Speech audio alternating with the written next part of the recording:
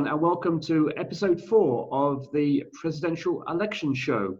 It's great you've tuned in again, and do make sure at the end that you subscribe and click that notification bell. It's an absolute pleasure again to welcome back Ryan Hunter. Of course, Ryan is the US election expert at LP Brussels. Welcome, Ryan. We look forward to you taking us through what went on last week and also looking ahead to what is going to be a very interesting week indeed in US politics. I want to start though with I think the story of last week for me at least was that Bob Woodward book, which I think is called Rage. It's a sequel to his book of a couple of years ago called Fear. It's a book that apparently Trump consented to have interviews for. It's quite an incredible story, but will it have an impact on the election, Ryan? Well, that's a big question. I think to understand that you also need to understand the book itself and a nice little window into why Trump consented to being interviewed 18 times by Bob Woodward is that when his previous book came out 2 years ago, almost to the day, Trump attacked the book and attacked Bob Woodward, but he also was more upset, as I recall, that he was not interviewed for the book. And so this time around, he wasn't going to pass a chance to shape the narrative of the book. And the reporting would suggest that Lindsey Graham, the senator from South Carolina, was a big factor in convincing Trump to do this and was the middleman between Woodward and Trump. And in terms of impact, it's tough to say. I mean, a lot of this is not surprising. It's just confirming suspicions people have had, and the way it's gone around on the defenders and those attacking him, it's fairly much the same people. So the only impact I can maybe point to is that early voting starts this week. So will that impact people's choices? We have to see. Yeah. Well, it's certainly going to be a very interesting book to read, I'm sure. And it is amazing, as you say, pointing out that Trump this time actually wanted to be interviewed for the book. And as you say, it's an insight into his view of his personality. And indeed, I think his self-belief, that it is his personality and his success as president in his first term that will carry the election for the Republicans. We'll see. If we can now move to Michigan, where there's a lot of campaigning in the past week.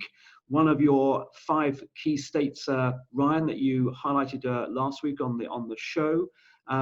Biden definitely stepping up the tempo on jobs, as you said, indeed he would, but with a very interesting twist to it. Namely, and he was standing in front of a lectern that read, "Buy American." And for us Europeans here, where we think we'll get a better deal out of a Biden administration, there's a warning there, isn't there, that Biden may be indeed continuing some of the protectionist measures and policies and trade positions that the current administration has been promoting. What does it mean when he stands in front of a lectern saying, "Buy American"? Well, am I reading too much into it? I think you're reading it the right way. I think when Biden first launched this Build Back America plan, which is $700 billion of some of it of investments, some of it incentives for companies to build America, buy America, hire American. It's a very much has a lot of economic, nationalist rhetoric in the document, and don't even take anyone else's word for it. Donald Trump accused Biden of taking his ideas for certainly his wording. Now, there's a big difference between the two plans, of course. Now, the Biden plan is not a mercantilist, tariff, trade war. It sounds tough. I don't think it's going to be as tough as Trump has been. And it seems certainly more focused on the domestic side than it is on any trade war with China. Although I think you'll see Biden's been quite tough on China. I also think it's very interesting the places where he's really hitting on this plan. He presented it in Pennsylvania. He's talking about it in Michigan, 2 states that no one should underestimate the importance of with their the blue collar workers. These are states that were critical towards Trump winning the election in 2016. Sure, and I'm sure we'll come back to this, but I think understanding what a Biden administration looks like, I think is going to be a key feature of our conversations in the coming weeks, Ryan, in terms of trying to predict what he's likely to do once if he wins the election. Trump, of course, has hit back as you would expect, going back, I think, to the law and order attacks. And again, if I can quote him, he claimed that law and order wasn't even mentioned. He said at the Democrats' National Convention, he said, if I don't win, American suburbs will be overrun, in capitals in his tweet, with low-income projects, anarchists, agitators, looters, and of course, he says, friendly protesters. So an incredible attack there on Biden and the Democrats. And in fact, his pinned tweet at the moment is a very, very dark movie he's made about the risk to America that he claims would arise from a Biden victory. Again, going back to the law and order battle, which you claimed last week, I think perhaps wasn't gaining much traction, but he's not letting go, Ryan. No, he's not. And I think I would still maintain that it's not getting the traction he wants. But when he won in 2016, he did it by controlling the narrative of the campaign and trying to get the Democrats and trying to get Hillary Clinton to debate him on topics that he's fairly confident he could win. And the law and order one is a topic that he thinks he can win on. So it would serve him and his campaign if Joe Biden were to take the bait, as it were, and start debating him on that. And it's going to be very interesting when we get to the debates between Donald Trump and Joe Biden, how that back and forth will go on law and order, and how much Joe Biden wants to debate Trump on an issue that Trump thinks he can win on. We'll have to wait and see. But he's certainly not letting go. And I think he still sees this and that issue as one of his ways to win the election.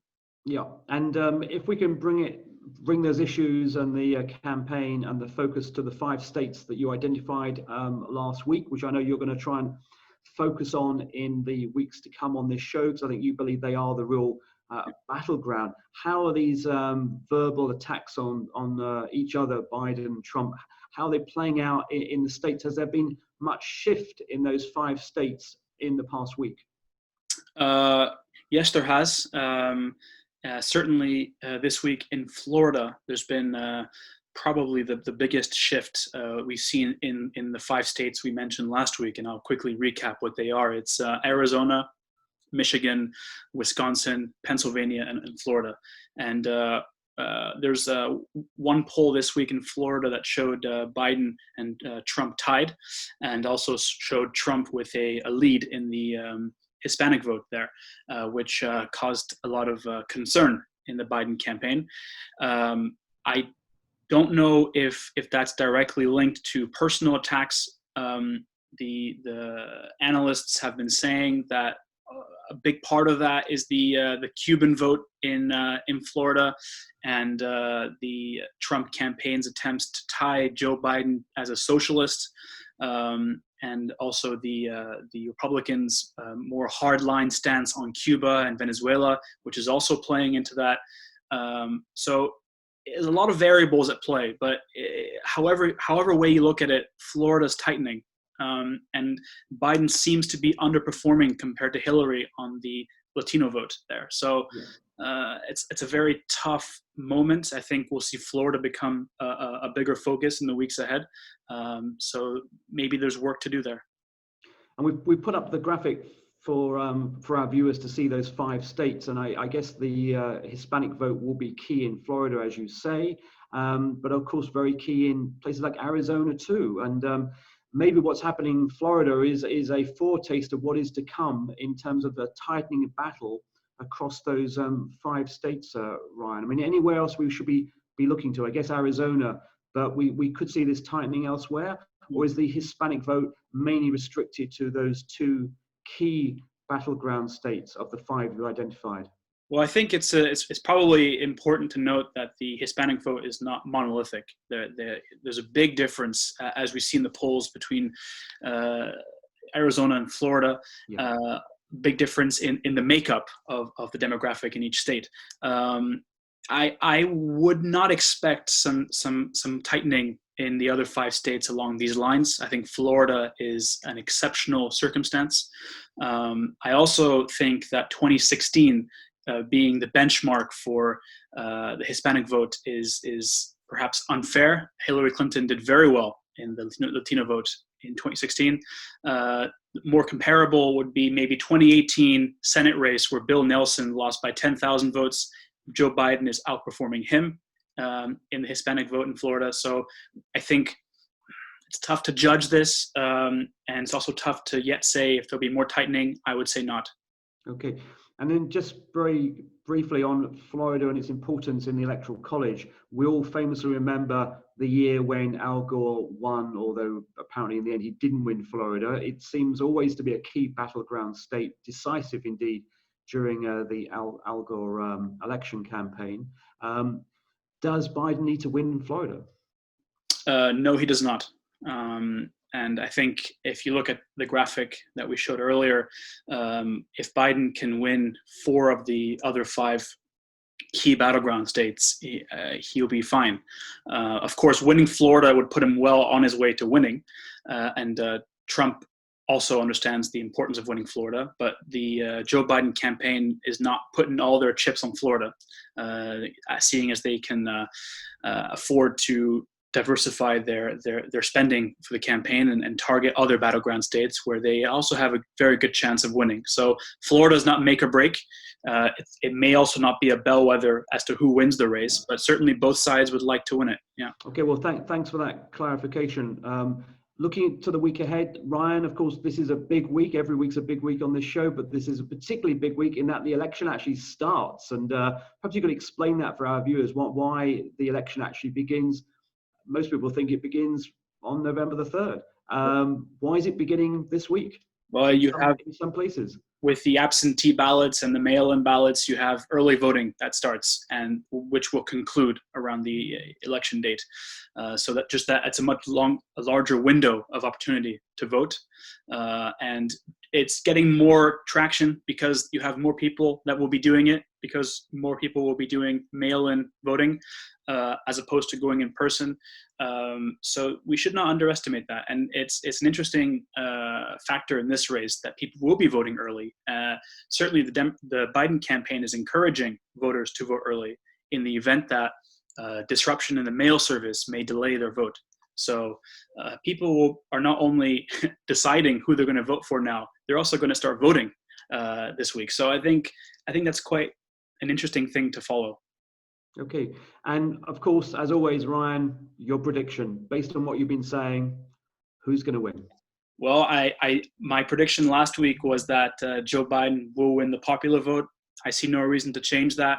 The Electoral College now getting to 270, that's the end game. And seeing where the campaigns are spending money, and you always say in politics, follow the money. It looks like the Trump campaign is very much on the on defense in states, whereas the Biden campaign, having done much better in the fundraising, is able to afford to buy ads in states where they may take from Trump. So just with that kind of dynamic, with the Trump campaign being on the defensive and the Biden campaign able to try and take states from Trump, I think that the trend is for a Joe Biden win. Now, we're seeing tightening in some strange places, and we're seeing factors popping up that could change that, but the race seems very set in stone nationally, and now there's going to be some shifts in separate states, but it's tough to knock Joe Biden right now. Okay, well, I'm sure we'll see what happens during the coming week. Hopefully you can join us next week on the show, Ryan. Thanks once again for sharing your analysis and insight. Thanks to our viewers for tuning in. If you want updates, don't forget to subscribe and click that notification bell. See you next week. See you next Goodbye. week.